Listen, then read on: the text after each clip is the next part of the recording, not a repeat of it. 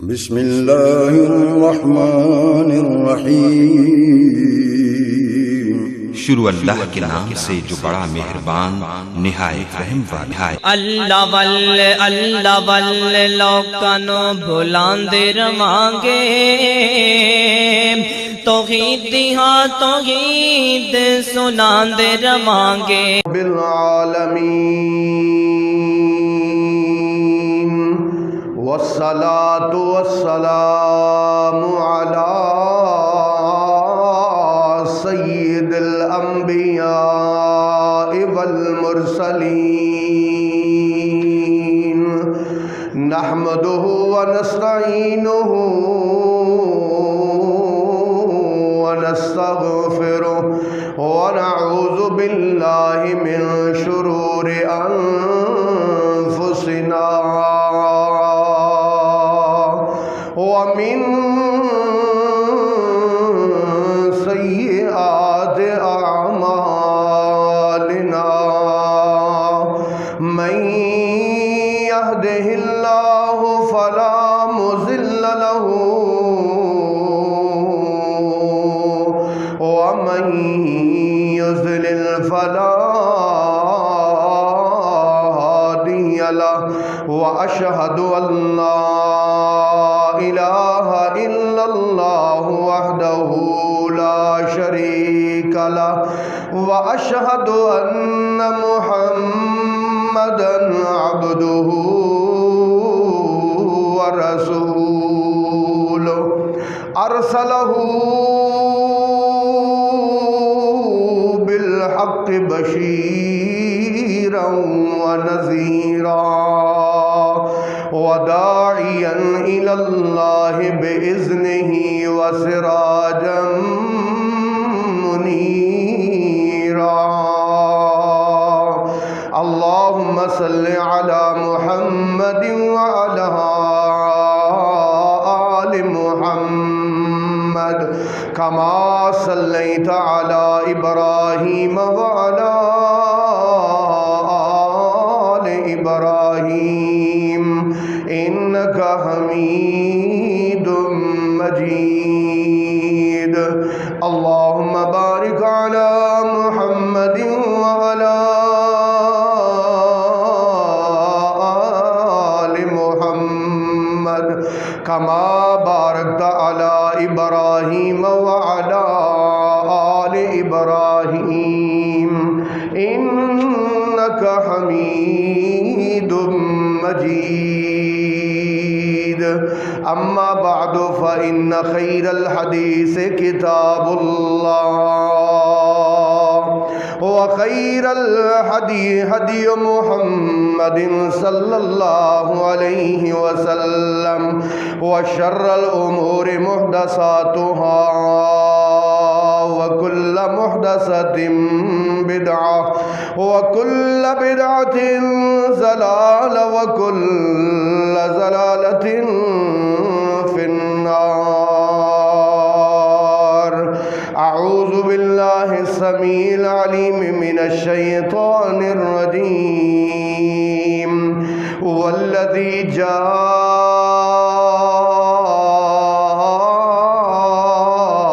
بالصدق وصدق به اولئک هم المتقون۔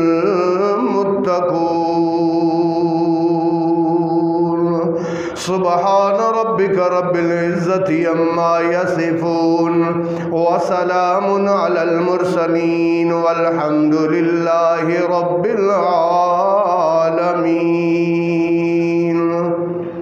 قابل صد احترام سامعین کرام،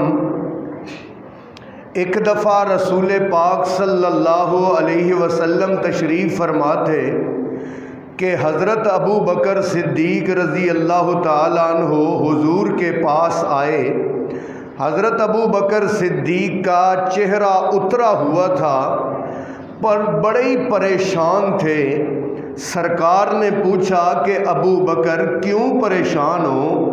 تو ابو بکر رضی اللہ تعالیٰ عنہ ارشاد فرماتے ہیں، یا رسول اللہ صلی اللہ علیہ وسلم، پریشانی یہ ہے کہ میری عمر کے ساتھ کسی بات پر گفتگو ہو رہی تھی، گفتگو ہوتے ہوتے ہماری آپس میں ہو گئی تلخ کلامی، وہ اپنے گھر چلے گئے، میں اپنے گھر چلا گیا، لیکن بعد میں مجھے احساس ہوا تو میں ان کے گھر گیا ہوں، جا کے میں نے دروازہ نوک کیا ہے اور میں نے سلام کہا ہے، لیکن عمر نے کوئی جواب ہی نہیں دیا۔ یا رسول اللہ اس وجہ سے میں بڑا پریشان ہوں، حالانکہ غلطی بھی ان کی تھی لیکن میں معذرت کرنا چاہتا تھا، وہ میری معذرت قبول کرنے کے لیے تیار نہیں ہے۔ رسول پاک نے حضرت بلال سے کہا کہ جاؤ جلدی عمر کو بلا کے لاؤ۔ جب عمر کو بلا کے لایا گیا، نبی پاک کا چہرہ غصے سے سرخ ہو گیا اور آپ سرکار نے فرمایا حل تارکون لی صاحبی، کیا تم اس بات سے باز نہیں آ سکتے کہ تم میرے ساتھی کو تکلیف دو؟ کیا تم جانتے نہیں ہو کہ جب میں نے کہا تھا میں اللہ کا نبی ہوں تو تم سب نے جھٹلایا تھا مگر ابو بکر نے میری تصدیق کی تھی، اور جب میں نے کہا تھا کہ دین اسلام کے لیے مجھے پیسے چاہیے تو تم سب نے مجھ سے پیسے روک لیے تھے، ابو بکر تھے کہ جنہوں نے اپنی تجوریوں کے منہ میرے لیے کھول دیے تھے۔ اللہ اکبر۔ اور پھر حضرت رسول پاک صلی اللہ علیہ وآلہ وسلم اتنا زیادہ پیار، اتنی زیادہ محبت رکھتے تھے حضرت ابو بکر صدیق سے کہ حضرت عبداللہ ابن عمر ابن عاص رضی اللہ تعالیٰ عنہ بیان فرماتے ہیں کہ میں نے ایک دن اپنے دل میں محسوس کیا کہ اللہ کے رسول شاید دنیا میں سب سے زیادہ مجھ سے محبت کرتے ہیں۔ میں نے اسی بات کو حضور کے سامنے اظہار کیا اور آپ سے میں نے پوچھا یا رسول اللہ، اللہ تعالیٰ کے بعد اس دنیا میں آپ سب سے زیادہ محبت کس سے کرتے ہیں؟ آپ سرکار صلی اللہ علیہ وسلم نے فرمایا اللہ کے بعد اس دنیا میں میں سب سے زیادہ محبت عائشہ سے کرتا ہوں رضی اللہ تعالی عنہا۔ عبداللہ ابن عمر کہتے ہیں میں نے دل میں سوچا کہ اب یہ تو یا رسول اللہ میں عورتوں کے بارے میں نہیں پوچھ رہا، میں مردوں کی بات کر رہا ہوں کہ مردوں میں آپ سب سے زیادہ محبت کس سے کرتے ہیں؟ آپ نے فرمایا ابو ہاں، میں اس کے باپ سے سب سے زیادہ محبت کرتا ہوں۔ عبداللہ ابن عمر کہتے ہیں چلو اس کے بعد شاید میرا نمبر ہوگا۔ فرماتے ہیں یا رسول اللہ سما، پھر آپ اس کے بعد کس سے زیادہ پیار کرتے ہیں؟ آپ نے فرمایا خطاب کے بیٹے عمر سے پیار کرتا ہوں۔ پھر پوچھا پھر؟ کہا یا رسول اللہ اس کے بعد آپ نے فرمایا عثمان ابن عفان سے پیار کرتا ہوں۔ عبداللہ ابن عمر کہتے ہیں میں نے دل میں سوچا عبداللہ یہی سوچ لے کہ اس کے بعد تیرا نمبر ہے، یہ نہ ہو کہ تیرا نمبر کہیں جا کے 11ویں نمبر پر پڑ جائے۔ تو حضور سب سے زیادہ محبت اس دنیا میں حضرت ابو بکر صدیق رضی اللہ تعالی عنہ سے کیا کرتے تھے۔ اور اس کی وجہ کیا تھی؟ اس کی وجہ یہ تھی، میں احادیث کل پڑھ رہا تھا تو میں نے یہ جمع کی، اکٹھی کی، گنی شمار کی تو رسول اللہ صلی اللہ علیہ وسلم نے 316 احادیث ہیں کہ جن میں آپ نے فرمایا میں گیا اور ابو بکر گیا، میں نے کھایا اور ابو بکر نے کھایا، میں نے کہا اور ابو بکر نے اس کی تصدیق کی، میں نے یہ کیا اور ابو بکر نے بھی یہ کیا۔ اور پھر ایک جگہ پر میں حیران ہوا کہ ایک جگہ پر حضور نے سودا کیا، انہوں نے کہا جی آپ کا کوئی گواہ ہے؟ تو آپ نے فرمایا ہاں میرا گواہ ہے۔ کون ہے گواہ؟ آخر میرا گواہ ابو بکر ہے، میرا گواہ ابو بکر ہے۔ انہوں نے کہا جی ابو بکر تو یہاں موجود ہی نہیں ہے، وہ تو گاؤں گئے ہوئے ہیں۔ آپ نے فرمایا میں ایک بات کہہ دوں، یہ ہو ہی نہیں سکتا کہ ابو بکر اس کو جھٹلا دے۔ اللہ اکبر، جو میں کہہ دوں ابو بکر وہی کرتے ہیں۔ اللہ اکبر۔ اور اللہ تعالیٰ نے حضرت ابو بکر کی شان بھی بڑی بیان فرمائی ہے قرآن پاک میں، اسی لیے تو حضور حضرت ابو بکر سے پیار فرماتے ہیں۔ اللہ فرماتے ہیں والذی بالصدق وصدق به اولئک هم المتقون۔ ایک وہ ہے جو اللہ کی طرف سے صدق لے کے آیا اور دوسرا وہ ہے جس نے اس سچائی کی تصدیق کی. اولئک هم المتقون. یہ تو ٹولہ ہی پرہیزگاروں کا ہے. ان کی پرہیزگاری پر اللہ پاک کی طرف سے مہر لگ گئی ہے. میرے محترم بھائیوں، اللہ کے رسول صلی اللہ علیہ وسلم کے خلیفہ اول بلا فضل حضرت ابو بکر صدیق رضی اللہ تعالیٰ عنہ یہودیوں کے ایک جلسے اور ایک پروگرام کے قریب سے گزر رہے تھے. حضرت ابو بکر نے گفتگو سنی یہودی عالم کی. اس سے ایک سوال کیا، کہنے لگے یار مجھے یہ بتا تیرا اللہ پاک کے بارے میں کیا خیال ہے؟ اس یہودی نے طنز کے طور پر کہا کہ تمہارے تو قرآن میں لکھا ہوا ہے کہ اللہ فقیر ہے، اللہ کہتا ہے کہ مجھے قرضے دو. اللہ فرماتے ہیں من ذا الذی یقرض اللہ قرضا حسنا. کون ہے جو اللہ کو قرض حسنا دے گا؟ اللہ تو خود قرضے مانگتا ہے. جب یہ بات کہی تو ابو بکر صدیق سے گوارا نہ ہوا، آگے بڑھ کے اس کے منہ پر ایک تھپڑ مار دیا. ابو بکر صدیق چھوٹ چھڑا ہو گیا. ابو بکر گھر آ گئے. یہودی اکٹھے ہو کے حضور کے پاس شکایت لے کے آ گئے، یا رسول اللہ، اے اللہ کے رسول، آپ کے ابو بکر نے ہمارے عالم کی بے عزتی کی ہے، اس کے منہ پر تھپڑ مارا ہے. آپ نے فرمایا بھائی ابو بکر کیا بات ہے؟ انہوں نے کہا انہوں نے اللہ کے بارے میں بڑی عجیب بات کہی تھی جو مجھ سے برداشت نہیں ہوئی، اس لیے میں نے تھپڑ دے مارا. فرمایا کیا کہا تھا؟ جب ابو بکر صدیق نے بتایا، انہوں نے کہا جی یہ بات تو کہی نہیں ہے، یہ بات تو ہمارے عالم نے کہی نہیں ہے. ابو بکر کے پاس کوئی گواہ ہے تو گواہ لے کے آ جائے. اب وہاں تو سارے یہودی تھے، گواہی کون دے؟ کوئی گواہی دینے والا نہیں تھا. ابو بکر کی صداقت پہ حرف آ رہا تھا. آسمانوں سے جبریل آ گئے، حضور پر وحی کی کیفیت طاری ہو گئی. اللہ پاک نے ابو بکر کی سچائی کی آسمانوں سے گواہی نازل فرمائی. اللہ فرماتے ہیں لقد سمع اللہ قول الذین قالوا ان اللہ فقیر ونحن اغنیاء سنکتب ما قالوا وقتلهم الانبیاء.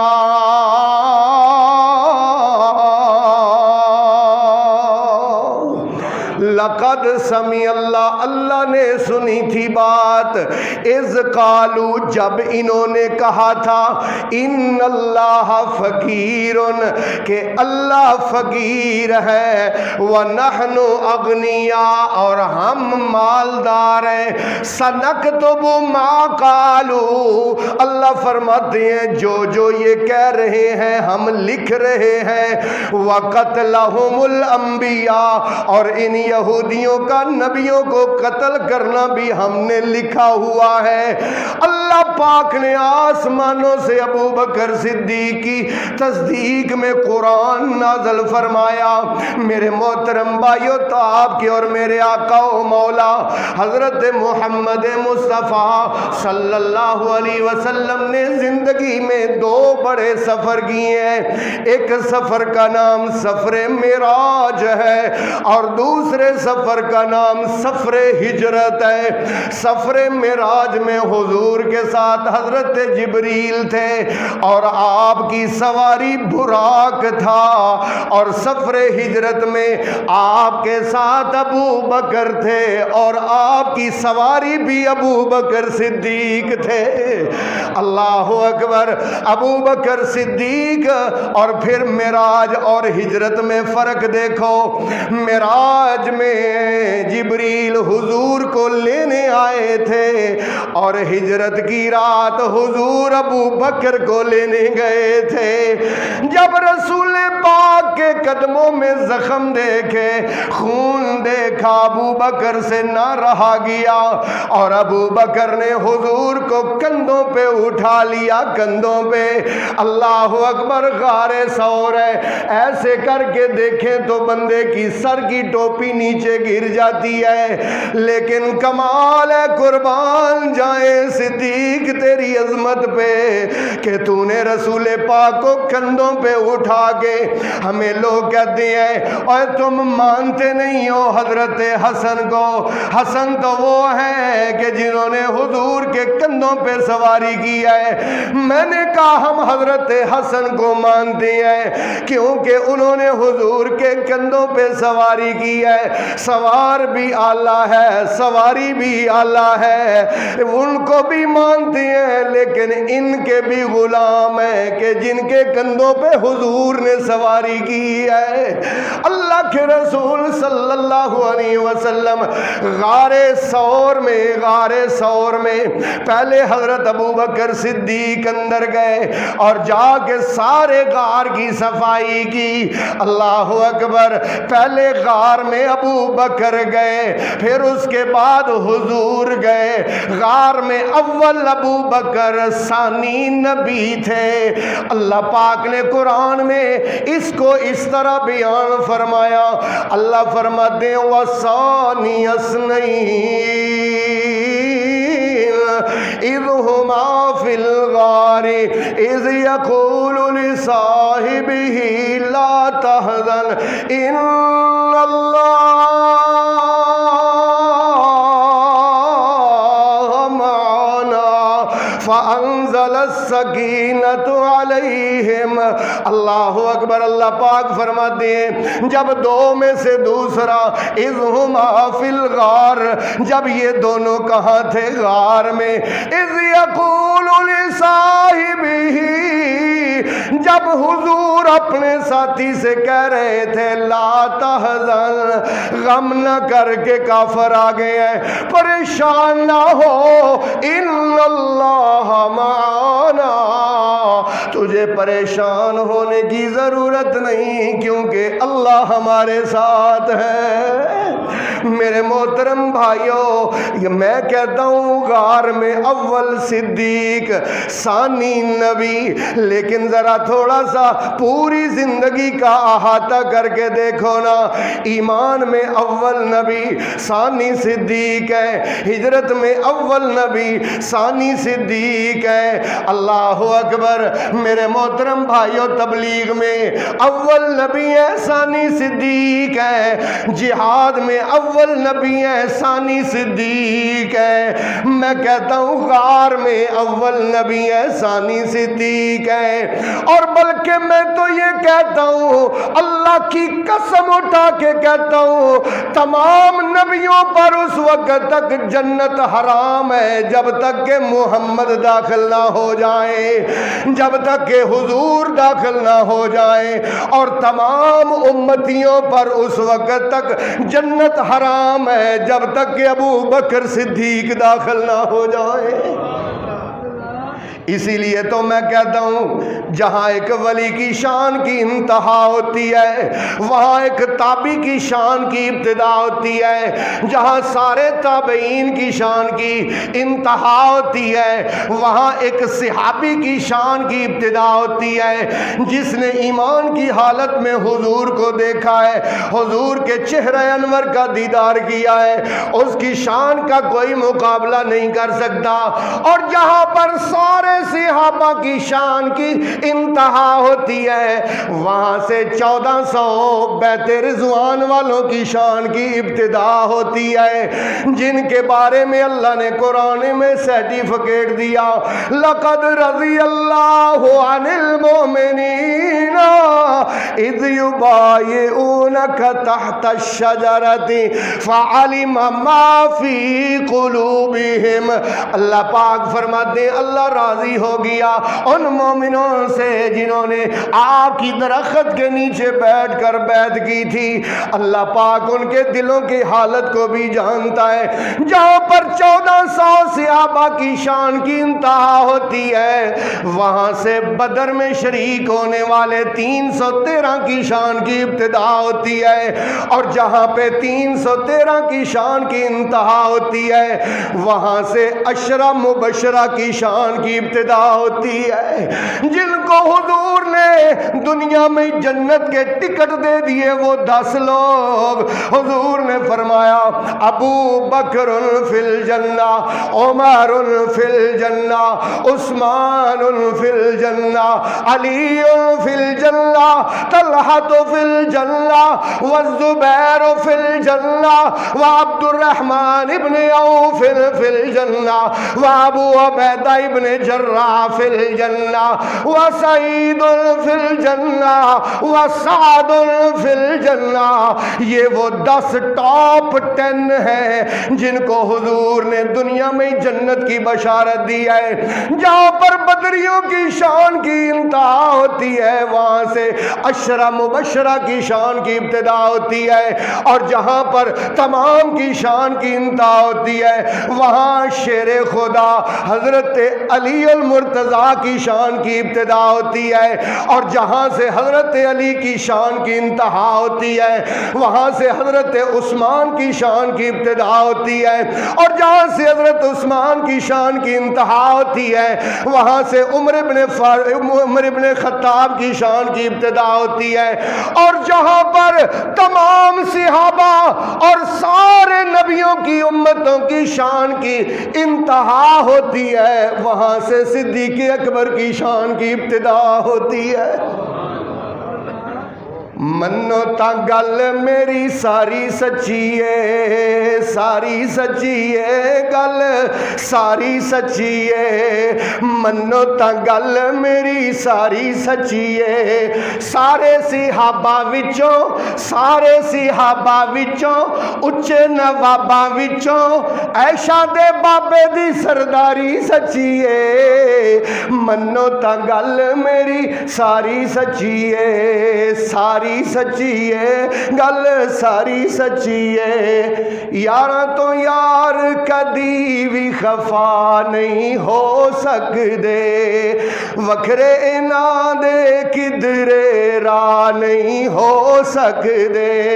نبی دے یار پیارے منو سارے دے سارے، پڑھ لے قرآن وفاداری سچی ہے. منو تا گل میری ساری سچی ہے، ساری سچی ہے، ساری سچی ہے. دشمن شیخین دا روزے پاک تے جاندا نہیں، دشمن شیخین دا روزے پاک تے جاندا نہیں. اونوں اللہ دا محبوب پاندا نہیں، او اللہ دے محبوب نو پاندا نہیں. آجا روزے لے جاواں تینوں اوتھے وکھاواں تینوں، اج بھی تو ویکھ پہرے داری سچی ہے. منو تا گل میری ساری سچی ہے، ساری سچی ہے گل ساری سچی ہے. میرے محترم بھائیو یہ کیسے ہو سکتا ہے ایک بندہ کہے کہ مجھے پھول تو اچھے لگتے ہیں لیکن خوشبو اچھی نہیں لگتی. ایک بندہ کہے مجھے چاند تو اچھا لگتا ہے لیکن اس کی روشنائی اچھی نہیں لگتی. ایک بندہ کہے مجھے سورج تو اچھا لگتا ہے لیکن اس کی تپش اچھی نہیں لگتی. یہ نہیں ہو سکتا کہ ایک بندہ کہے مجھے محمد تو اچھے لگتے ہیں لیکن اس کے اصحاب اچھے نہیں لگتے، مجھے اس کا صدیق اچھا نہیں لگتا. نا جس طرح پھول کو خوشبو سے جدا نہیں کیا جا سکتا اسی طرح محمد کو صحابہ سے جدا نہیں کیا جا سکتا. مالک نے قرآن میں اعلان فرمایا محمد الرسول اللہ والذین معہ اشداء علی الکفار رحماء بینہم، محمد اللہ کے رسول ہیں، والذین معہ، اور جو اس کے ساتھی ہیں، اشداء علی الکفار، کافروں پر بڑے سخت ہیں، رحماء بینہم، آپس میں بڑے رحم دل ہیں، تراہم رکعا سجدا یبتغون فضلا من اللہ ورضوانا۔ اے مخاطب، میرے نبی کے صحابہ کی پہچان کر لے، تراہم، تو دیکھے گا، رکعن، یا تو وہ رکوع کر رہے ہیں، سجدن، یا وہ سجدے کر رہے ہیں، یا پھر دنیا کا کوئی بھی کام کر رہے ہیں، فضلا من اللہ، میں اللہ گواہی دیتا ہوں میرے نبی کے جتنے بھی اصحاب ہیں ان کا مطمع نظر صرف یہ ہے کہ اللہ راضی ہو جائے۔ تیرے اور میرے آقا امام الانبیاء حضرت محمد مصطفیٰ صلی اللہ علیہ وسلم کی محفل لگی ہوئی ہے، توجہ کرنا، میری طرف دیکھنا میرے بھائیوں۔ حضور نے فرمایا حبب الی من دنیاکم ثلاث، او دنیا والو، مجھے تمہاری دنیا سے صرف 3 چیزیں پسند آئی ہیں۔ آپ نے فرمایا الطیب والنساء وقرۃ عینی فی الصلاۃ، مجھے اس دنیا میں 3 چیزیں پسند ہیں، ایک تو خوشبو پسند ہے، فرمایا دوسرا عورتوں کو عزت دینا پسند ہے، اور تیسرا آپ نے فرمایا اس دنیا میں میری آنکھوں کی ٹھنڈک نماز میں ہے۔ جب حضور نے اپنی 3 پسند کی چیزیں بیان فرمائی، ابو بکر صدیق بھی محفل میں بیٹھے تھے۔ ابو بکر کہتے ہیں یا رسول اللہ صلی اللہ علیہ وسلم، اگر اجازت مرحمت فرمائیں تو میں بھی اپنی پسند کی چیزیں بیان کرنا چاہتا ہوں۔ آپ نے فرمایا ابو بکر ضرور بیان کیجئے۔ اب ابو بکر اٹھ کے کھڑے ہو گئے، کہنے لگے کہ حبب الی من الدنیا ثلاث، مجھے بھی دنیا میں 3 چیزیں پسند ہیں۔ فرمایا کون کون سی؟ فرمایا النظر الی وجہ رسول اللہ، وان تکون بنتی فی بیت رسول اللہ، وانفاق مالی علی امر رسول اللہ۔ میری دنیا میں 3 خواہشات ہیں۔ پہلی خواہش یہ ہے سرکار کا چہرہ ہو اور میں دیدار کرتا رہوں۔ یہ ابو بکر کی خواہش اللہ پاک نے پھر پوری بھی کر دی۔ 3 دن 3 راتیں جولی میں لٹا کے ابو بکر دیدار کرتے رہے، غار ثور میں رج رج کے دیدار کرتے رہے۔ فرمایا پہلی خواہش یہ ہے، اور دوسری خواہش یہ ہے ان تکون بنتی فی بیت رسول اللہ، میری بیٹی ہو اور اللہ کے رسول کے گھر کو آباد کرنے والی ہو۔ یہ بیٹی کوئی عام بیٹی نہیں ہے، یہ عورت کوئی عام عورت نہیں ہے، یہ عورت اتنی اعلیٰ عورت ہے، اتنی شان اور عظمتوں والی عورت ہے جس کا لقب ہے محبوبہ محبوب خدا۔ نہیں سمجھ آئی؟ محبوبہ محبوب خدا کی محبوبہ، محبوبہ محبوب خدا۔ اور قرآن کی زبان میں پتہ کیا ہے؟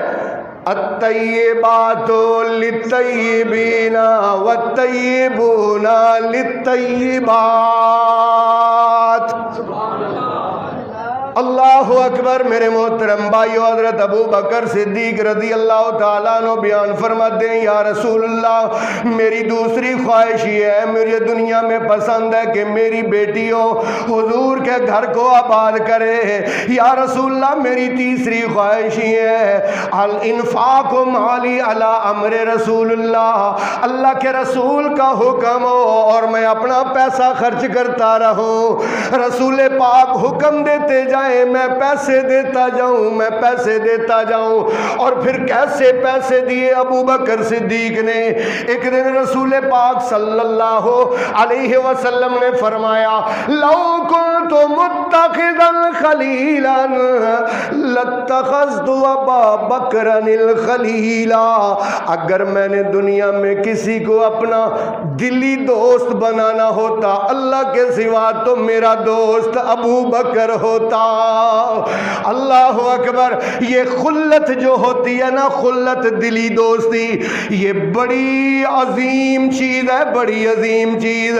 اللہ پاک نے اس پورے روئے زمین پر ایک بندے کو اپنا خلیل قرار دیا، اللہ ایک بندے کو اپنا خلیل قرار دیا۔ اس بندے سے پوچھنے والوں نے پوچھا کہ تم بتاؤ کیفا کیفا، کیسے تجھے رب نے اپنا دلی دوست کیسے بنا لیا؟ خلیل کہتے ہیں، ادھر دیکھو میرے خلیل کہتے ہیں بذلت نفسی للنار نیرانی وولدی للقربانی ومالی للزیفانی وقلبی للرحمانی فہا انا خلیل الرحمن۔ اللہ اکبر، میں نے اپنے آپ کو اللہ کے حکم پر آگ پر پیش کر دیا، میں نے اللہ کے حکم پر اپنی اولاد کو ذبح کرنے کے لیے پیش کر دیا، میں نے اپنا پیسہ اللہ کو راضی کرنے کے لیے مہمانوں پر لگا دیا، میں نے اپنا دل اللہ کے لیے خالی کر لیا تو اللہ نے مجھے اپنا خلیل بنا لیا۔ میرے محترم بھائیوں، اللہ کا خلیل ابراہیم ہے اور آقا کے خلیل ابو بکر ہے۔ اللہ اکبر، ایک دن بیٹھے ہوئے حضور حدیث بیان فرما رہے ہیں، آپ فرماتے ہیں من انفق زوجین فی سبیل اللہ، جو جوڑا اللہ کی راہ میں دے گا، جوڑا کسی بھی چیز کا جوڑا، خدا کی رضا کے لیے جوڑا دے گا، اللہ کے نبی نے فرمایا میں محمد گارنٹی دیتا ہوں، میں ضمانت دیتا ہوں کہ اللہ جنت کے اعلیٰ درجے میں اس کا محل بنائے گا۔ اس لیے میرے بھائیوں میں آپ سے کہنا چاہتا ہوں 100 روپیہ نہیں دیا کرو، 100 دینا ہو تو 200 دے دیا کرو، 1000 دینا ہو تو اللہ کی راہ میں کتنے دے دیا کرو، 2000 دے دیا کرو، جوڑا بنا کے دو، حضور کی گارنٹی ہے اللہ کی رضا، اللہ کو راضی کرنے کے لیے جو جوڑا دے گا اللہ اس کا جنت میں محل بنائے گا۔ اللہ اکبر، حضور صلی اللہ علیہ وآلہ وسلم نے فرمایا جو جوڑا دے گا اس کو جنت کے 2 دروازوں سے آواز آئے گی، آ جا آ جا، اس دروازے سے آ جا، اس دروازے سے آ جا، اس کو بھی جنت کے جوڑے دروازے سے آوازیں آئیں گی۔ ابو بکر ہاتھ کھڑا کرتے ہیں، کہتے ہیں یا رسول اللہ میرا ایک سوال ہے، کیا کوئی ایسا خوش نصیب ہے کہ جس کو جنت کے 8 دروازوں سے آواز آئے گی کہ آ جا آ جا آ جا آ جا، جنت کے 8 دروازوں سے؟ آپ نے فرمایا ہاں ہاں، ایک خوش نصیب اس روئے زمین پر ہے کہ جس کو جنت کے 8 دروازوں سے آواز پڑے گی۔ سارے صحابہ متوجہ ہو گئے، ابو بکر بھی متوجہ ہو گئے کہ وہ کون سا خوش نصیب ہے اس کائنات پہ جس کو جنت کے 8 دروازوں سے آوازیں پڑیں گی۔ آپ نے فرمایا اس کا نام ابو بکر صدیق ہے۔ حضور نے ایک دن فرمایا، من اصبح اليوم صائما اے میرے صحابہ آج کس نے روزہ رکھا ہوا ہے؟ ابو بکر نے ہاتھ اٹھایا، آپ نے فرمایا من اصبح اليوم اطعم مسکینا، آج کون ہے جس نے کسی مسکین کو کھانا کھلایا ہے؟ ابو بکر نے پھر ہاتھ کھڑا کر لیا، آپ نے فرمایا من عاد اليوم مریضا، کون ہے جس نے آج کسی بیمار کی بیمار پرسی کی ہے؟ ابو بکر نے پھر ہاتھ کھڑا کر لیا، آپ نے فرمایا من اتبع اليوم جنازتا، کون ہے آج جس نے کسی کا اللہ کی رضا کے لیے جنازہ پڑھاؤ؟ پھر ابو بکر نے ہاتھ کھڑا کر لیا۔ نبی پاک نے فرمایا اللہ کی قسم یہ چار کام جب ایک دن میں کسی ایمان والے پر جمع ہو جائیں اللہ تعالیٰ اس کا جنت میں محل بنا دیتا ہے۔ کوشش کیا کرو نماز جنازہ اللہ کی رضا کے لیے پڑھنے کے لیے جایا کرو، کسی بیمار کی بیمار پرسی کے لیے جایا کرو، کوشش کیا کرو کہ ہر روز آپ کی کمائی میں سے کوئی مسکین کھانا کھا لے، اور کوشش کیا کرو نفلی روزے، آج کل دن چھوٹے ہیں بھوک نہیں لگتی ہے، نفلی روزے رکھا کرو، بالخصوص سوموار اور جمعرات کا روزہ انشاءاللہ رکھیں گے، انشاءاللہ سوموار اور جمعرات کا روزہ رکھیں گے، انشاءاللہ سوموار اور جمعرات کا یہ چار کام۔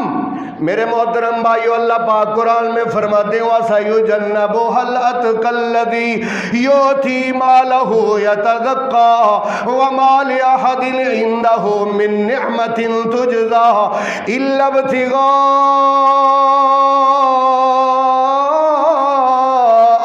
وجہ ربہ الاعلی ولسوف یرضی۔ ابو بکر صدیق رضی اللہ تعالیٰ عنہ نے جتنے پیسے کمانے کاروبار سے ان سارے پیسوں کے جا کے غلام خریدنے، غلام خرید کے ان کو آزاد کر دینا، یہ ابو بکر کا شغل تھا، یہ مشغلہ تھا، انسانوں کو آزاد کروانا۔ ایک دن ابا کہتا ہے، ابو قحافہ ان کا نام ہے، ابو بکر کے والد کہتے ہیں، پہلے وہ کافر تھے تب وہ کہتے ہیں ابو بکر غلام تو آزاد کرواتا ہے، یار ایسے کیا کرنا، کوئی طاقتور، کوئی جان والے، کوئی بڑے اچھے صحت مند وہ غلام آزاد کروایا کر، یہ کیا ماڑے ماڑے دبڑے دبڑے، یہ کمزور تو آزاد کرواتا ہے، کل کو تیرے کسی مصیبت میں یہ کام آنے والے نہیں ہیں، طاقتور ہوں گے، صحت مند ہوں گے، تیرے احسان مند ہوں گے، تیرے مشکور ہوں گے کہ ہمیں ابو بکر نے آزاد کروایا ہے۔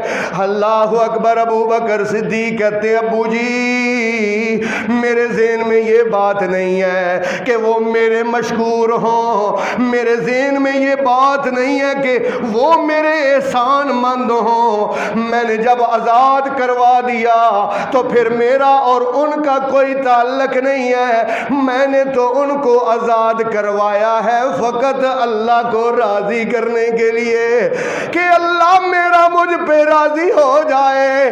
ابو بکر رضی اللہ تعالیٰ عنہ کے والد تنزیہ مسکرائے، تنزیہ، اور کہتے اللہ کی رضا کے لیے اوے دنیا داریے تے دنیا داری دے بارے چ بھی پتر کچھ سوچی دا ہے۔ ابو بکر کہتے ہیں نہیں ابو جی میں تو صرف اللہ کو راضی کرنے کے لیے کرتا ہوں۔ ابھی ابو بکر نے یہ بات کہی، ادھر اللہ پاک نے آسمانوں سے اس بات کی تصدیق کے لیے قرآن نازل فرمایا۔ اللہ فرماتے ہیں وَسَيُجَنَّبُهَا الْأَتْقَى الَّذِي يُؤْتِي اپنا پیسہ دیتا ہے، اپنا پیسہ دیتا ہے، یوتی مالہ اپنا پیسہ دیتا ہے، یتزکا پاکی اختیار کرنے کے لیے، وما لأحد عنده من نعمت تجزا وہ کسی سے شکریہ کا طلبگار نہیں ہے، احسان مندی کا طلبگار نہیں ہے، میں اللہ گواہی دیتا ہوں الا ابتغاء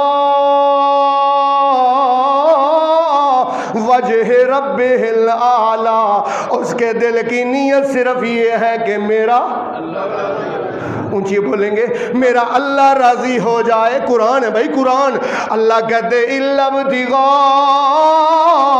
وجہ ربہ الاعلی، میں اللہ گواہی دیتا ہوں کہ ابو بکر کے دل میں صرف ایک ہی نظریہ ہے، ابو بکر کے دل میں ایک ہی جدوجہد ہے کہ میرا رب راضی ہو جائے۔ اللہ فرماتے ہیں وَلَسَوْفَ يَرْضَى، اونچی آواز سے سبحان اللہ کہیں گے، وَلَسَوْفَ لگیاں توڑن بائی جاندا ساڈا سونا صدیق، لگیاں توڑن بائی جاندا ساڈا سونا صدیق، دشمن آقادا جدوں سی زمانہ، دشمن آقادا جدوں سی زمانہ، نال نال رہندا اے ہوئی دیوانہ، نال نال رہندا اے ہوئی دیوانہ، عرشاں تے تما اے پائی جاندا ساڈا سونا صدیق، لگیاں توڑن بائی جاندا ساڈا سونا صدیق، سب کچھ لٹایا کچھ نہیں بچایا، سب کچھ لٹایا کچھ نہیں بچایا، محشر نو رب تو لینا بقایا۔ اچھی آواز نال اللہ پاک کو اجر لینا نا، سب کچھ لٹایا، مال بھی اولاد بھی اللہ اپنی جان بھی، سب کچھ لٹایا کچھ نہیں بچایا، محشر نو رب تو لینا بقایا، شانہ او عزتاں بھی پائی جاندا ساڈا سونا صدیق، لگیاں ہویاں توڑن بائی جاندا ساڈا سونا صدیق۔ اللہ پاک نے قیامت والے دن فرشتوں سے کیا کہنا ہے؟ فرشتوں سے نہ حساب نہ کتاب نہ عمل دے تولو، نہ حساب نہ کتاب نہ عمل دے تولو، جلدی کرو در جنت دے کھولو، جلدی کرو در جنت دے کھولو، غصہ قہار دا لہائی جاندا ساڈا سونا صدیق، لگیاں توڑن بائی جاندا ساڈا سونا صدیق، یار غار دی عجب مثال ہے، توجہ کرنا، 1,00,000 کا شعر ہے، 1,00,000 کا، توجہ کرنا، یار غار دی عجب مثال ہے، روزے اندر اج وی نالے، روزے اندر اج وی نالے، گیت اے قاضی سنائی جاندا ساڈا سونا صدیق، اچھی آواز نال صدیق دا نام لوگے، ساڈا سونا صدیق، لگیاں توڑن بائی جاندا ساڈا سونا صدیق۔ میرے محترم بھائیوں، یہ صدیق اکبر وہ صدیق اکبر ہے جب حضور کی آخری بیماری تھی، آپ پر غشی کے دورے پڑ رہے تھے، حضرت بلال اذان دے کے آ کے حجرے کا دروازہ ناک کرتے ہیں اور کہتے کیا ہیں؟ الصلاۃ، یا رسول اللہ نماز کا ٹائم ہو گیا ہے، اللہ اکبر، توجہ کرنا، حضور سے کہتے ہیں یا رسول اللہ نماز کا ٹائم ہو گیا ہے، آپ پر غشی کا دورہ پڑا ہوا ہے، غشی کا دورہ ہے۔ آپ کو جب افاقہ ہوا، آپ نے عائشہ نے کہا، امی عائشہ نے کہا یا رسول اللہ بلال 2 دفعہ ہو کے چلا گیا ہے، آگے جماعت کروائیں، جماعت، لوگ بیٹھے ہوئے ہیں آپ کے انتظار میں۔ آپ نے فرمایا مروا ابا بکر فلیصلی بالناس، ابو بکر کو کہو کہ لوگوں کو جا کے نماز پڑھائیں۔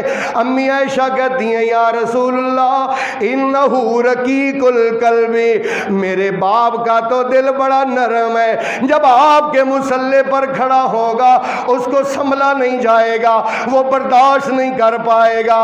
یا رسول اللہ عمر کو حکم دے دیجئے، یا رسول اللہ کسی اور کو حکم دے دیجئے۔ تیرے اور میرے آقا کو دوبارہ جب افاقہ ہوا آپ نے کیا فرمایا؟ ذرا حضور کی زبان کے الفاظ سننا، صحیح بخاری اور مسلم کے الفاظ ہیں۔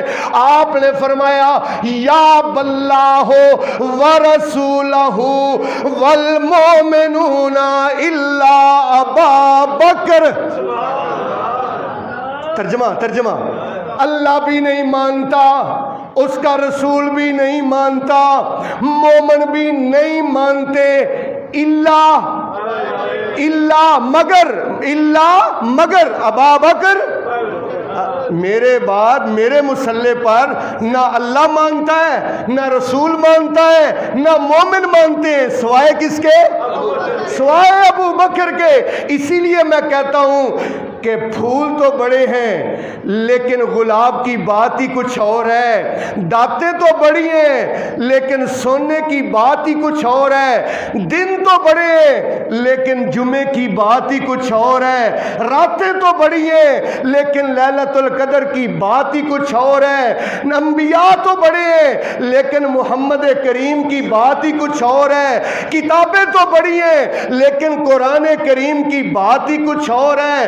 میں کہتا ہوں اللہ اکبر، صحابہ تو بڑے ہیں لیکن ابو بکر صدیق کی بات ہی کچھ اور ہے، اللہ ان کی بات ہی کچھ اور ہے۔ وہ کیسے؟ ذرا توجہ کرنا۔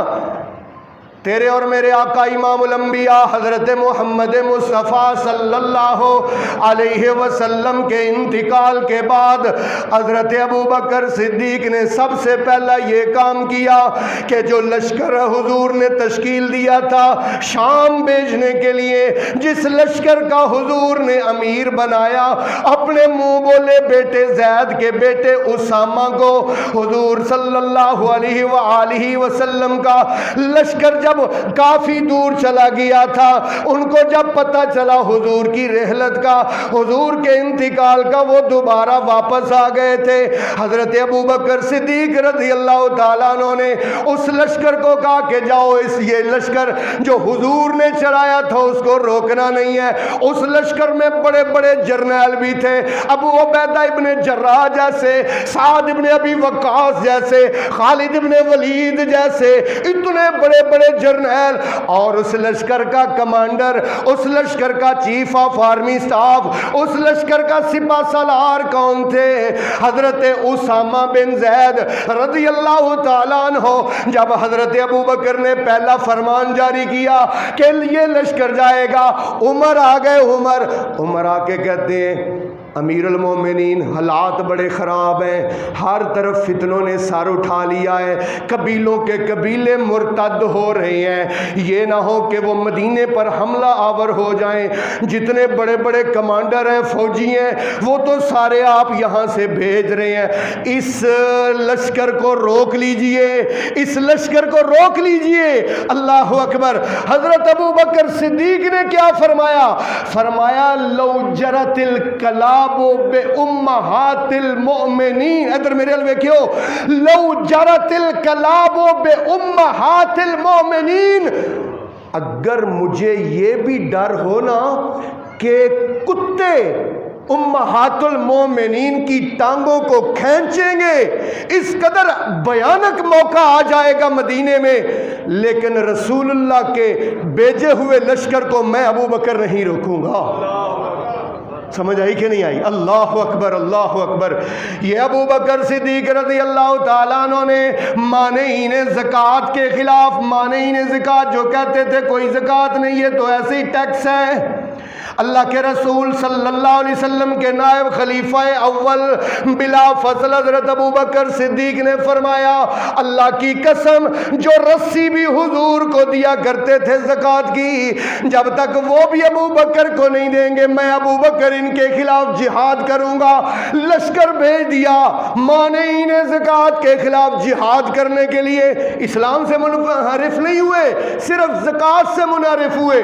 حضرت ابو بکر نے لشکر بھیج دیا، لشکر، اللہ اکبر۔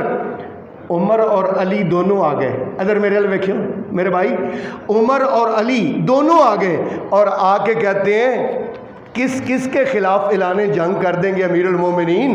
بس کریں، جو مدینے میں تھوڑے رہ کھہ گئے تھے مرد وہ بھی آپ نے نکال دیے، مدینے میں سوائے عورتوں کے اور کچھ نہیں رہ گیا، سوائے عورتوں کے اور کچھ نہیں رہ گیا۔ ابو بکر نے عمر کے سینے پہ ہاتھ مار کے پتہ کیا کہا تھا؟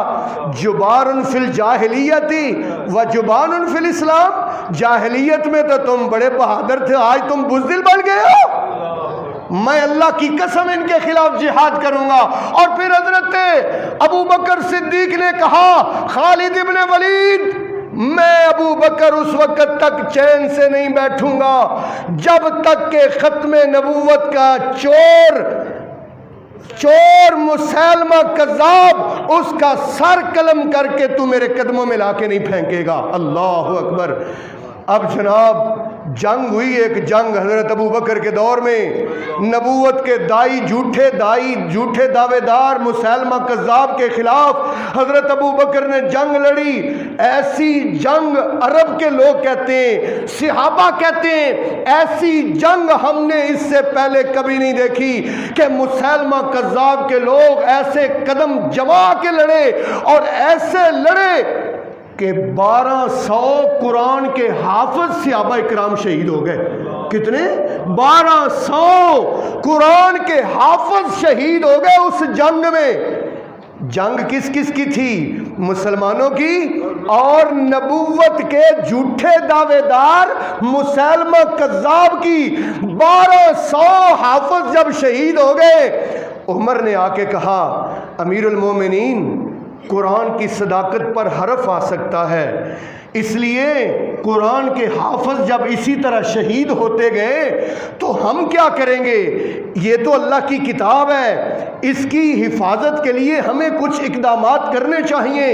حضرت ابو بکر صدیق نے ایک کمیٹی بنا دی، تو جو کرنا، ایک کمیٹی بنا دی جس کمیٹی کا سربراہ حضور کے منہ بولے بیٹے حضرت زید کو بنایا، اور اس کمیٹی کی ڈیوٹی یہ لگائی کہ قرآن پاک جہاں جہاں بھی ہے وہاں سے اکٹھا کیا جائے، لکڑی پر لکھا ہوا ہے، چھال پر لکھا ہوا ہے، کاغذ پر لکھا ہوا ہے، وہ سارا قرآن مجید جمع کر کے اس طرح کر کے 2 گتوں کے درمیان یہ قرآن پاک ہمیں دینے والا ابو بکر صدیق ہے۔ کون ہے؟ گل سمجھ آ رہی ہے؟ یہ قرآن پاک جب حضور گئے تھے اس طرح قرآن نہیں تھا، اس طرح قرآن نہیں تھا۔ یہ قرآن ایسے کہہ لو کہ جامع القرآن کون ہے؟ ابو بکر صدیق۔ قرآن کھولو تو بھی ابو بکر کی شان نظر آئے گی، قرآن بند ہو تو تب بھی کس کی شان نظر آئے گی؟ ابو بکر کی۔ اس لیے کیونکہ اللہ نے قرآن میں کہا اِنَّا نَحْنُ نَزَّلْنَا الذِّكْرَ وَإِنَّا لَهُ لَحَافِظُونَ، اس قرآن کے نازل کرنے والا بھی میں اللہ اور اس قرآن کی حفاظتیں کرنے والا بھی اللہ ہے۔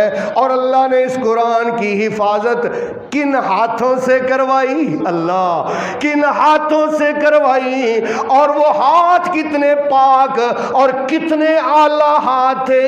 آج پاکستان کا کوئی مولوی، کوئی ذاکر، کوئی اٹھ کے ان ہاتھوں اور ان شخصیات کی طرف انگلی اٹھائے، اللہ کی قسم ہر چیز برداشت ہو سکتی ہے، لیکن حضور کے غلاموں کی طرف انگلی اٹھانے والے کی انشاءاللہ انگلی کاٹ دی جائے گی، زبان اٹھانے والے کی زبان کاٹ دی جائے گی، کیونکہ ہمارا ایمان صحابہ، ہماری جن جان صحابہ ہمیں نبی کی کروانے والے پہچان، صحابہ ہی نے بخشی ہمیں نعمت قرآن و سنت کی، صحابہ ہی نے بخشی ہمیں نعمت قرآن و سنت کی، ہمیں جینے کے سارے گر سکھائے ہیں صحابہ نے، خدا کی راہ میں اپنے گھر لٹائے ہیں صحابہ نے، نبی کی محبت میں اپنے گلے کٹوائے ہیں۔ اللہ آپ کو اور مجھے صحابہ کا غلام بنائے اور انہی کی غلامی میں اللہ پاک موت عطا فرمائے، کل قیامت والے دن اللہ پاک انہی اصحاب کا ساتھ نصیب فرمائے۔ وآخر دعوانا ان الحمدللہ رب العالمین۔